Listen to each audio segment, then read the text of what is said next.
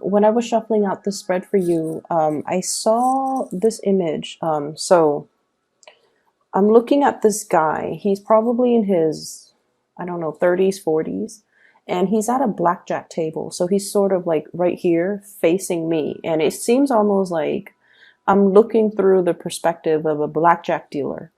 And I'm not familiar with card games, but I believe that's the game where you have to, all the cards have to add up to 21.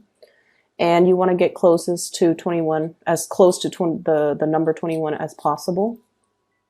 And you're betting and you're playing against the dealer pretty much. And I see this man, he's got like already 4 cards that are in front of him. And he's saying like, hit me. And then the dealer gives him another card.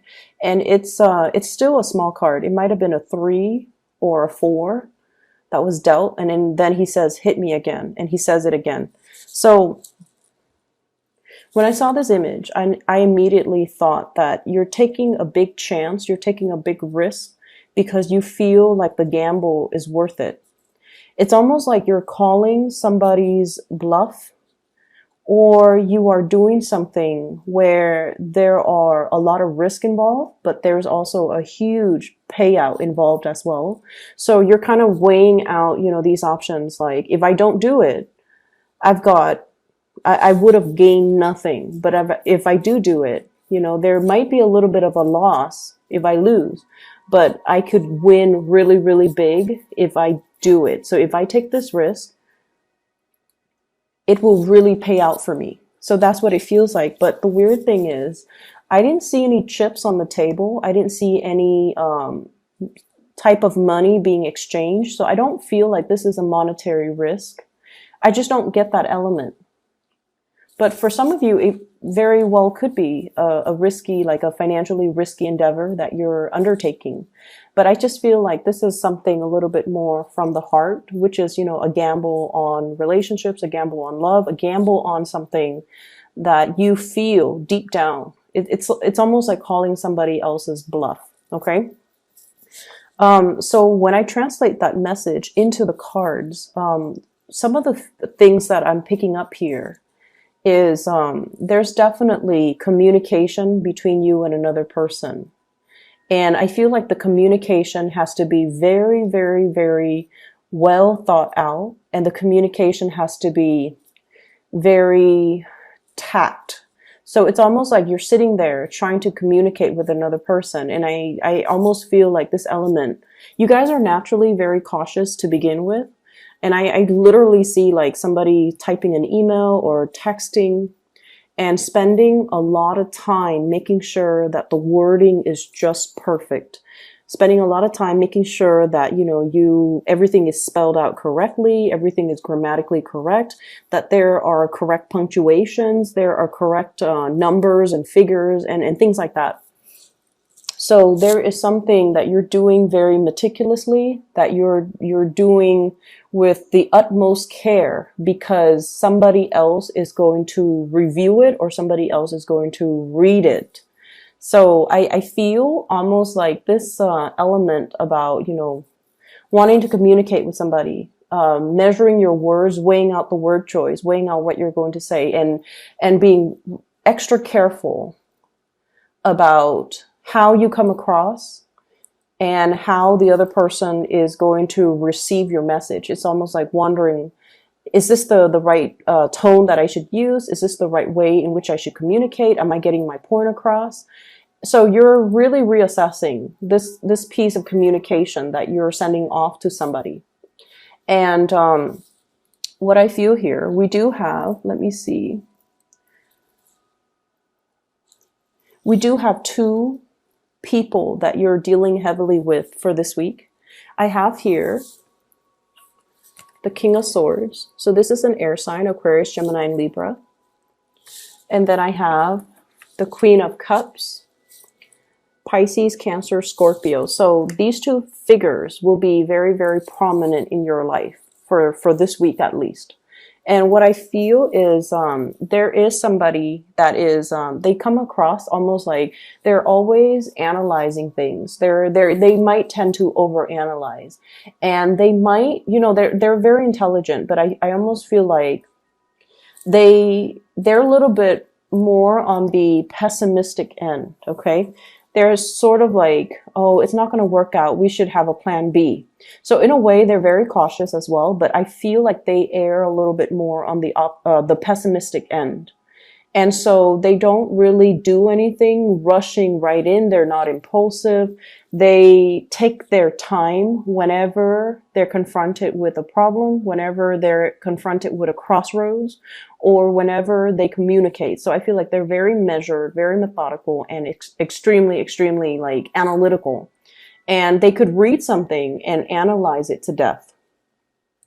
Or they could like look at one situation and come up with like multiple scenarios where things can potentially play out, or where things can potentially go right, or where things can potentially go wrong. So I feel like this is almost like a strategist. It's somebody that has a lot of insight, a lot of foresight, and also they plan for every possible scenario. And so when you're dealing with this person, I feel almost like they're giving you a lot of different scenarios for you to mull over, for you to analyze. And I feel like in a way, dealing with them can be very refreshing for you, because I feel like a lot of the times you guys do, you know, get really stuck. It's almost like that tunnel vision. You know, you want to have things a certain way, and especially when you have an emotional pull towards something, it's almost like you trust your intuition so much that you're like, nothing can go wrong. My intuition is really pulling me in this direction. So I feel like that's where I'm meant to go. Okay, and this is you going for something. This is the Knight of Cups, and I feel like this is more your energy. Going passionately towards something, seeing something that you like, it triggers your senses. And you're just like, that's it. My intuition, my heart is telling me to go this way. There's nothing here that indicates otherwise, so I'm going to go for it. But I feel like this person is telling you, yeah, but if you do this, there are all these other things that you have to consider. And I almost feel like you deal with things that are in front of you, whereas this person deals with things almost from like a bird's eye view. They're looking at the totality of a situation. And they're like, well, if you take that route, you know, further down the line, there's going to be some blockages. Whereas if you take this route, it's a little bit more circuitous. It's not as straightforward, but you can circumvent this potential pitfall. So you're dealing with somebody who is like that. And that's why your communication has to be very, very methodical and very measured. I feel for some of you, this is almost like a person that you're trying to please. Okay. So when I say that, I feel like, you know, you care about this person. You're emotionally, there's some type of an emotional investment here. Because honestly, when you don't care about somebody, you don't care you don't care about their opinions, and you don't care how they perceive you. You just don't care. But I feel like you do care, and that's why you do things in such a measured way, because you want to please this person, and you want to, it's almost like you respect them. And so their opinions matters a lot to you. Their advice, their counsel, their opinions, whatever they say, it matters a lot to you. So that's what I'm seeing here. And if it's communication you're waiting on, it's going to take some time. If it's communication that you're waiting on from this person, I feel like it has to take some time. And I'm almost feeling, so the senses, okay, the senses. It's like someone who's, you know, this might be a separate message altogether. There is somebody that is really pulling or really appealing to your senses. So they could be, you know, very aesthetically pleasing to look at. Okay. So like you might be attracted to them, but I feel like it's a lot more than that. There's something about them that's very unique. And I feel almost like there's something about them that is very nurturing, that is very pure and innocent. And this is what I'm drawn to. This Two of Cups. It's somebody that is not afraid to be vulnerable. It's somebody who's, she's completely naked and she's okay with it. And it's almost somebody who's like very, it's like a naturalist, somebody who enjoys the simple things in life. They're not bogged down with status, money, power, prestige. They don't really care about those things. They have more of a heartfelt energy with them. They like simplicity. They like minimalism.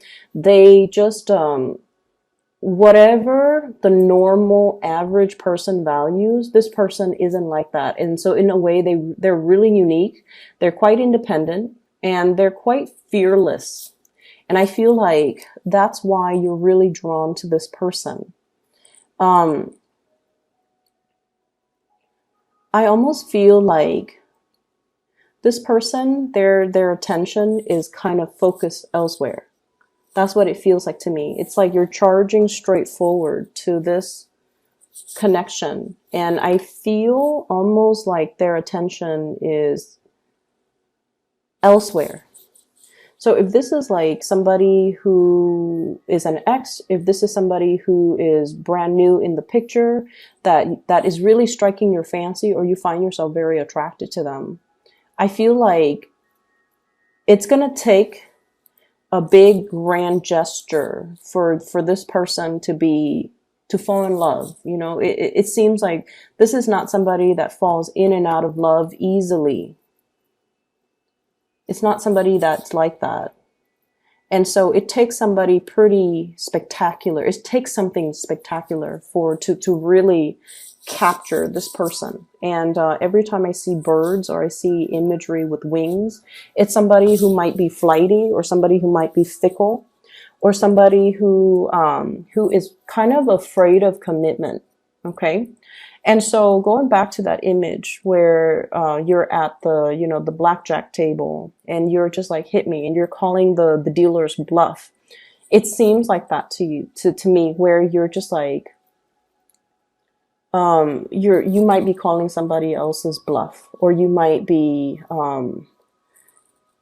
you might feel like somebody is being false, where they're pretending to be a certain way, but deep down they are a different way. And they might not even be aware of that they're sending out mixed messages, that they're sending out mixed signals. But I feel like you guys can really, you have really keen intuition, and you can kind of splice at the truth. And you can, within like 5 minutes of meeting somebody, really analyze them, even without meaning to. You can kind of like sum them up, and you would be very accurate with your assessment as well. But I just see this situation where it's almost like you might have it in your emotions that they are a specific way. And once you're set, your emotions are set, it's really hard for you to see outside of that framework. And this is true of all fixed signs.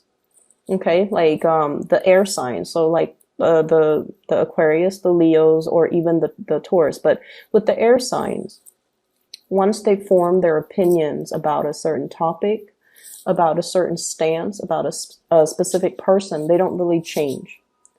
Okay, and then I feel like that's the same way with Taurus. Once they're fixed on a course of action, they don't deviate. And then I feel like, once again, you're at that blackjack table. It seems like you're accumulating a lot of cards and you're taking a huge gamble. And it's almost like, anytime now it's going to be a bust. It's going to exceed that 21 mark, but you're willing to bet. You're willing to go forward. So it's almost like the reality of the situation is you kind of need to stop while you're ahead. But then I feel almost like something is telling you to keep going. And if this is a work situation, I would say be very, very careful about, trying to do something on your own. Having somebody to kind of step in, especially that strategist that's telling you, wait a minute, you've already like got 4 or 5 cards. Anytime now it's going to be a bust. So why don't you quit while you're ahead, or let me assist you. Let me give you a different strategy so that you can do it the right way. Okay. So, a lot of the times too with Scorpios, I just feel like, you guys do have a lot of pride. And I feel like, you're generally very independent and very stoic. You like to be able to do things on your own. You value self-sufficiency, and you do value independence as well. You like to, test your capabilities, and you pride yourself on being able to be kind of like that expert in your field. And it's really hard for you to ask for help. It's very, very, I rarely see um, fixed signs asking for help. Okay. And this is not about, throwing yourself a pity party, or this is not about, blindly walking down a path where it's not going to pan out well for you. This is more about being smart, having a strategy. And if we feel like we're in a situation where our blood pressure is rising, where there's a lot of risk involved, maybe you need to consult somebody who might be an expert to be able to give you these hints, tips, guidance, counsel. I do see a need for financial planning coming into the picture. So what I have here is the Five of Pentacles. And the Five of Pentacles is, dealing with some type of a financial hardship. And then I have as well the Three of Pentacles. So this is sort of like, if we're doing this all on our own, the outcome is not looking too great. However, if we enlist the help of other people, it's almost like, one person cannot lift the weight of whatever this is. One person cannot mend a fence. One person cannot do it all alone. You risk injury. You risk accidents. So it's really important to ask for help. It's really important to say, you know what, this is a little bit too burdensome or too heavy for me. I'm going to need you to step in. So, asking for help, asking for assistance. And it could just be a helping hand. It could be financial assistance. Taking out a loan, for example, or even finding ways so that you can, better manage your financial resources, finding ways in which you can, I'm seeing greatly shift money around, shifting money from savings to checking, shifting money from, shifting funds around. So I'm also seeing like retirement pension and things like that, so that you can pay for something unexpected. And I also see like needing to do housing repairs, needing to repair fences. Things might have been blown out during the things might have been knocked down. Things might have trickled in. So I feel some element here about having to repair some type of a dwelling. And you might need to, dip into your savings account in order to do that. And so a financial advisor, for example, could help you, find money or get a loan for a really, really low interest rate, or even show you how you can write it off. So I feel like there's a need here to consult somebody rather than taking a gamble, rather than, sitting there and not looking at the all the cards that are on the table for you. In the work environment overall, you're getting a lot of love and a lot of support. Okay. And I know that sounds weird, but what I feel is, you're very well received. So the people that are around you, there's a lot of collaboration. There's a lot of like creative problem solving. And I feel like, you guys like that. You guys like to solve puzzles. You guys like to figure, like, take things apart and try to figure out how the mechanics work, how things fit together. So I almost feel like there's a lot of these creative problem solving, using tools or using things for one purpose. And then, it's almost like transferring that thing to a different, to use to a different purpose. And it works. So there's a lot of creative problem solving. There's a lot of like, talking things through with another person, and the person can provide you with a lot of insights. Okay. So I feel like it's a very collaborative week. And, it's really not indicating to me that you should keep information to yourself, or you should try to test your luck and do it on your own. Because like I said, you're getting a lot of love and a lot of support, and you're being looked at very, very favorably. So anybody will be more than willing to come to your rescue, to help you, to assist you, or even to sit down and, pick your brain. So it's really important to, try not to do it on your own. Okay. I don't see like a very busy energy, but I see this sort of like merry-go-round. When it comes to communication, more than anything, when it comes to love, when it comes to relationships, when it comes to communication, it's just this revolving door is what I'm feeling. This revolving door, and merry-go-rounds, revolving door, all indicate cycles, all indicates like a situation that is very monotonous, that we want to get off. Like you just want it to end. You just want the ride to end so that you can get off and then like try a different ride. So there might be a situation where things are a little bit monotonous, where things are a little bit dry, where things are a little bit stale. And you might not feel like your heart is in it anymore. And then there's definitely another connection here, I feel, that's really pulling you in a different direction. Okay. But I just feel like you have to be a lot quicker when you act. That's what it seems like to me. What I have here, and these are two major arcana cards, so let me just talk about them. This is the Justice, and this is the Chariot. So both of these are major arcana cards. And what it's saying to me here is when something is right, it doesn't have to feel so hard, okay? When the balance in a situation, in a work environment, in a relationship, in any type of an interpersonal communication, if things are right, despite your differences. So let's just say, if you disagree with somebody, right? As adults, you both can talk about your differences, talk about your different beliefs, talk about, all the things that make you different without it being conflictual. And so if things become conflictual, and if it's, coming through from the other person, then it's because they're not emotionally mature enough to look at a situation as an adult. So if you disagree with something that they believe in, and then they take it as a personal attack on their belief system or on them, then it basically means they're not able to detach their ego from, their beliefs. And so you might need to kind of look at the maturity level of the person that you're with and try to assess whether or not they're on your same wavelength, okay? So the Justice here, the Justice card, is all about balance. It's all about recalibrating.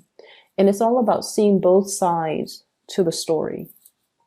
And this is, once again, that blackjack customer, the person at the blackjack table.